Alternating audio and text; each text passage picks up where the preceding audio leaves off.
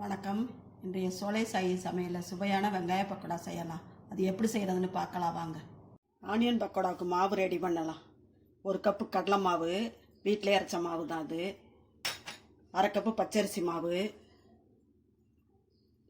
கொஞ்சம் ரவை போடுவேன்னா நல்லாயிருக்கும். 1 டேபிள் ஸ்பூன் ரவை, சோம்பு 1 ஸ்பூன் சோம்பு, இஞ்சி துருவி வச்சுருக்கேன் பாருங்கள், இதை போட்டுடலாம். மிளகாத்தூள் 1 ஸ்பூனு,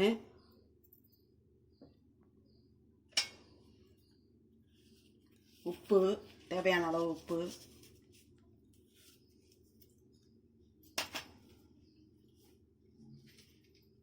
பெருங்காயத்தூளையும் போட்டுடலாம். அடுத்து பச்சை மிளகா 4-5 வச்சுருக்கேன் பாருங்கள், அதையும் போட்டுடலாம். சின்ன கப்பில் 1 கப்பு கருவேப்பிலை அரிஞ்சு வச்சுருக்கிறேன், அதையும் போட்டுருவோம். 4 பெரிய வெங்காயம் அரிஞ்சு வச்சுருக்கிறேன். சின்ன வெங்காயம் போடலாம், எது இருக்குதோ போடலாம்.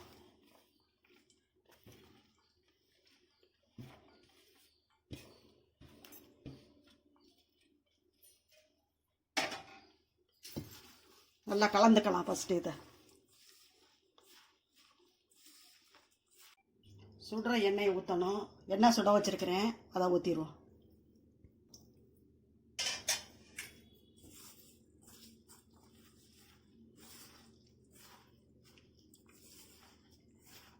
எண்ணெய் ஊற்றி பிசைஞ்சிட்டோம். இந்த மாதிரி இருக்குது. தண்ணியை தொளிச்சு பிசையணும், ரொம்ப ஊற்றிடாதீங்க. இந்த அளவு பிசைஞ்சிட்டேன் பாருங்கள்.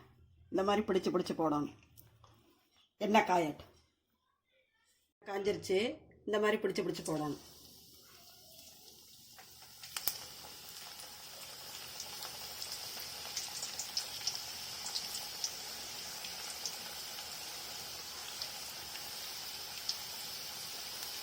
ரெண்டு 3 நாளைக்கு கூட கெட்டு போகாது, நல்லா இருக்கும்.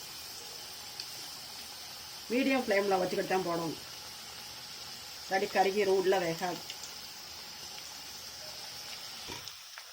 ஓரளவு வெந்துருச்சு, இன்னும் கொஞ்சம் சிவப்பாகணும்.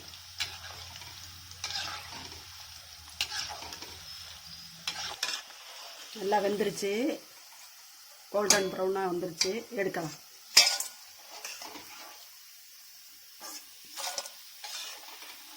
இதே மாதிரி எல்லாத்தையும் போட்டு எடுத்துடலாம்.